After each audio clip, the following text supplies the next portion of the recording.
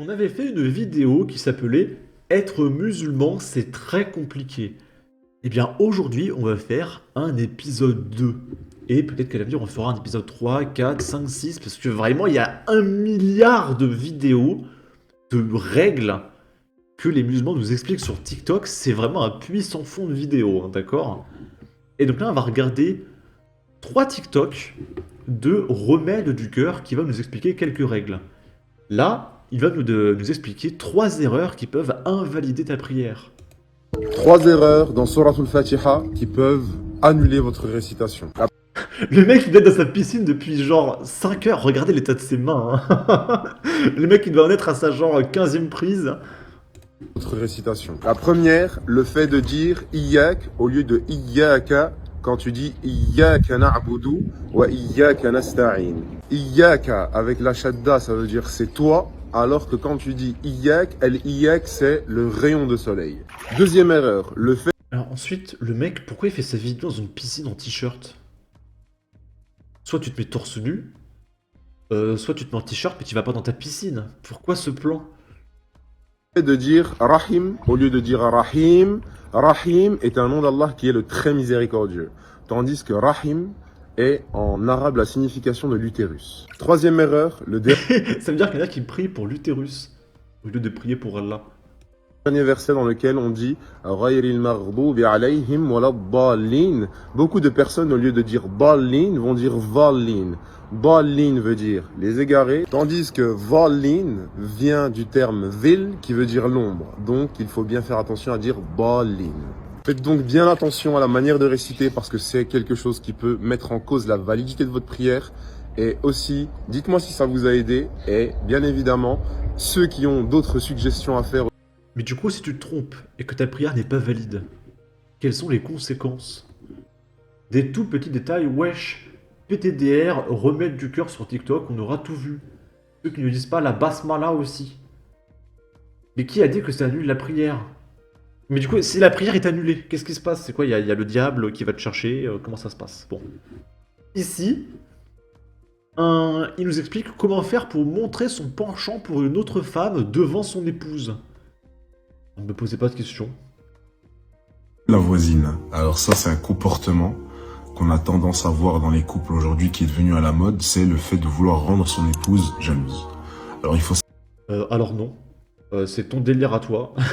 D'accord. Les gens normaux ne font pas ça, en fait. savoir une chose. Dans notre religion, le fait de pousser sa femme à la jalousie avec une autre n'est pas quelque chose qui est permis. Malheureusement, c'est entrer dans les codes de l'humour francophone, on va dire en France, de parler d'autres femmes pour pousser à la jalousie son épouse. Sauf que Et vraiment, personne ne fait ça, hein. Je sais pas d'où il sort ça. Puis, il peut y avoir peut-être une blague, mais je veux dire, c'est pas une mode, c'est pas un code. Bizarre. cela peut pousser au manque de confiance de son épouse, au fait qu'elle se mette à douter d'elle-même, pousser même l'épouse à entrer dans des états dépressifs, et ce n'est pas quelque chose qui est permis.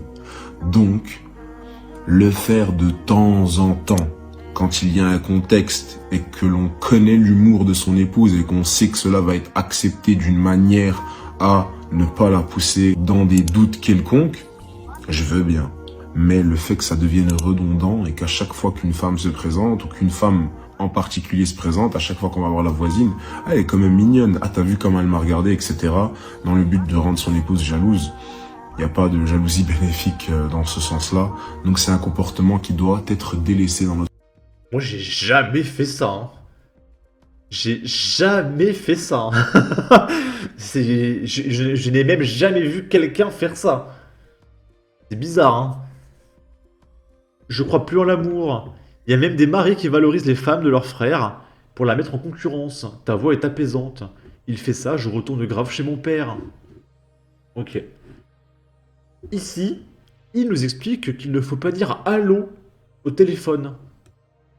Ne dis pas allô quand tu décroches au téléphone, mais dis plutôt assalamu alaikum. Notre cheikh Abdelrazak Al-Abad Al-Badr a été questionné au fait et au sujet de dire allô au lieu de passer nos salutations avec un interlocuteur au téléphone et si cela rentrait dans la ressemblance au mécréant. Et il a répondu qu'il ne convenait pas de dire allô en répondant au téléphone, mais qu'il fallait plutôt passer le salam en disant assalamu alaikum. Et il a rappelé... Je rappelle que ces gens n'ont pas envie de s'assimiler à notre pays, à notre culture. Et du coup, le simple fait de dire allô, c'est ressembler à un Français. Et c'est interdit de ressembler, de s'assimiler à une autre culture dans l'islam. Donc même allô, tu ne peux pas le dire. Il faut vraiment ne pas se rapprocher de la France et des Français. C'est très mal vu. Rappeler que ceux qui font cela dans le but d'être sûr que l'interlocuteur les entend avant de passer les salutations. Et donc que malheureusement beaucoup de musulmans font précéder le allô dans le but de vérifier que l'interlocuteur t'entende avant de passer les salutations. Sauf que j'ai été un petit peu plus loin et j'ai regardé l'origine du terme allô et de la signification et la raison pour laquelle nous disons allô au téléphone. Et en réalité, c'est des salutations qui proviennent de dogmes, de régions et de contrées qui sont différentes. Et ils divergent d'ailleurs sur cela. Donc, c'est en soi des salutations. Donc celui qui veut vérifier que l'interlocuteur l'entende, qu'il ne dise pas allô, qu'il dise par exemple oui. Comme moi je reçois un appel d'un numéro que je connais pas, j'ai l'habitude de dire oui quand je décroche, au lieu de dire allô. Et donc remplacer définitivement le fait de dire allô par les salutations. Et si vous voulez vérifier qu'on vous entende bien, dites oui, mais délaissez ce terme et cette salutation qui n'est pas la nôtre, qui est le fait de dire allô. Ne dis pas allô quand... Mais du coup, si tu dis oui, bah oui, c'est français. Donc c'est peut-être un peu interdit en quelque sorte aussi. Peut-être même que parler français est interdit en soi. Tu es en France, et en France on dit allô. En France c'est risqué. Mais si c'est mon père qui n'est pas musulman, comment je fais? Mais si c'est une personne qui n'est pas musulmane, il n'y avait pas de téléphone à l'époque. Ici, c'est une femme qui se plaint parce qu'il y a de l'alcool dans divers produits. Oui, et puis je rappelle que l'alcool c'est haram, donc c'est pour ça qu'elle se plaint. Est-ce que tu savais que dans la plupart des pâtes feuilletées, il y a de l'alcool? Regarde-moi ça. Par exemple, dans celle-ci, tu as de l'alcool. Sur celle-ci, premier prix aussi, tu as de l'alcool. Alors, sauf celle-ci, la Marie, où en fait, il n'y a pas d'alcool. Dites-moi en commentaire ce que vous en pensez. N'oubliez pas de vous abonner et Ramadan. C'est vraiment compliqué d'être musulman. Hein. Et là, je vais intervenir. Pourquoi, dans le Coran, on n'a pas le droit de prendre d'alcool? Parce que quand tu prends de l'alcool, t'es bourré, tu n'es plus toi-même et tu peux être violent. Donc on t'apprend à être pieux et on t'interdit la prise d'alcool ou autre substance. Donc jusque-là, les musulmans, vous êtes d'accord avec moi. Mais quand il y a 1 millilitre d'alcool dans une pâte feuilletée, ça va rien te faire. Ce qui est interdit, c'est pas de bouffer de la pâte feuilletée avec un peu d'alcool.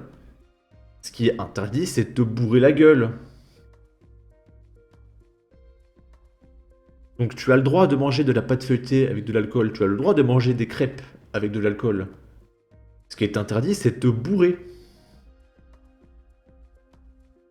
Donc n'hésitez pas en commentaire, les musulmans, à me confirmer que vous pouvez prendre de la pâte feuilletée avec de l'alcool. Que ce qui est grave, c'est de se bourrer. Pas de prendre 1 millilitre d'alcool qui traîne par-ci par-là dans un plat. Ça ne change rien. D'accord? Bon. Et pour finir, c'est une scène très drôle qu'il y a eu dans un média belge. Du coup, je vais mettre des petits filtres anti-droit d'auteur. Vous savez, notre mascotte pour les Jeux Olympiques de 2024, c'est un clitoris. Si vous n'étiez pas au courant, bah voilà, sachez-le. Notre mascotte, c'est ça, c'est un clitoris. Du coup, il y a beaucoup de mèmes. Par le pouvoir du clitoris. Et du coup, bah, il y a les médias étrangers qui réagissent au fait que la mascotte des JO, ça va être un clitoris. Et en fait, les journalistes belges vont exploser de rire parce qu'ils vont pas réussir à se retenir. Toujours dans le sport, les mascottes des Jeux Olympiques à Paris en 2024 ont été dévoilées. Elles ressemblent au bonnet qui coiffe Marianne, symbole de la République française. Des personnages qui entendent montrer au monde que le sport peut tout changer et qu'il mérite de jouer un rôle majeur dans la société. Bonjour Sabrina Jacob. Bonjour Olivier. Qu'est-ce que vous avez pensé? On va parler météo? Ça se dégrade cet après-midi, hein, côté temps. Toujours dans le sport. Et franchement, les amis, hein, je pense qu'on a le droit de dire qu'on a honte d'être français. Hein. Tu sais, quand on vous dit, ouais, est-ce que tu te sens... Je comprends les Algériens, en fait, qui disent, ouais, je suis pas français, je suis algérien. Quelle honte d'être français. Devant 7 milliards d'êtres humains, on va afficher notre mascotte, Clitoris, dans 5 mois. Et les journalistes se foutent de notre gueule, ils ont raison, parce que c'est trop drôle, hein. C'est vraiment drôle, en vrai, hein. Mais quelle honte. Mais quelle honte d'être français. Et je pense qu'il s'est marré notamment quand il disait, oui, le symbole de la République française, là, c'était trop... Et en plus, le clitoris, il a une jambe de bois, parce que c'est par rapport au handisport. Donc on a un clitoris handicapé comme mascotte. Voilà, regardez, c'est un clitoris handicapé. C'est normal de rigoler, c'est catastrophique. Bon. En tout cas, n'hésitez pas à donner votre avis, votre opinion, à partager, liker, commenter. Ça aidera au référencement de la vidéo sur YouTube. Abonnez-vous, suivez-moi sur Twitter. Et à la prochaine pour de futures vidéos. Ciao.